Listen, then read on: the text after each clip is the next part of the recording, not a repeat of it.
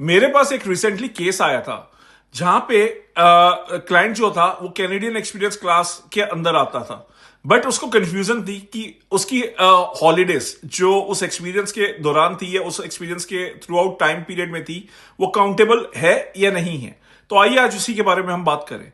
CEC यानी Canadian experience class के लिए आपको चाहिए मिनिमम 1 साल का skilled authorise paid Canadian work experience, जो टोटल मिला के 1560 आवर्स बनते हैं आखिरी 3 सालों के अंदर। अगर हम सीधी बात करें तो कुछ हॉलीडेज डेफिनेटली काउंट होती है और कुछ बिल्कुल नहीं। अगर हम इसे और डेप्थ में समझे तो अगर पब्लिक हॉलीडेज है और वो पेड हॉलीडेज है तो इसका मतलब यह है कि वो काउंटेबल हो सकती है या होती है। बट अगर आप पेड वेकेशन पे जाते हो और उस टाइम पे भी जो पेड हॉलीडेज वाले टाइम पे भी अगर आपको सैलरी आ रही है तो वो भी जनरली काउंट होती है। लेकिन यहां पे लोग सबसे ज्यादा गलती करते हैं इस पर्टिकुलर पॉइंट पे, जब आप अनपेड लीव्स पे होते हो तो वो आवर्स बिल्कुल ही काउंटेबल नहीं होते।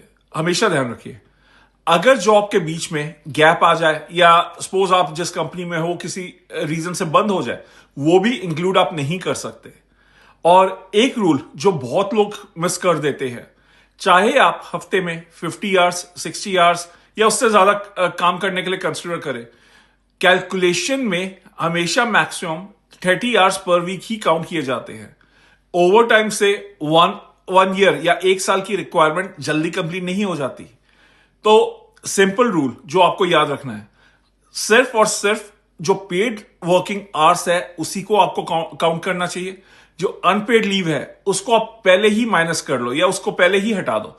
एंड हमेशा ध्यान रखो कि आपकी जो डॉक्यूमेंटेशन है वो बिल्कुल क्लियर हो। अगर आप सही कैलकुलेशन स्टार्टिंग से करेंगे तो आपका जो एक्सप्रेस एंट्री का प्रोफाइल है वो बिल्कुल क्लीन रहेगा, बिल्कुल साफ रहेगा।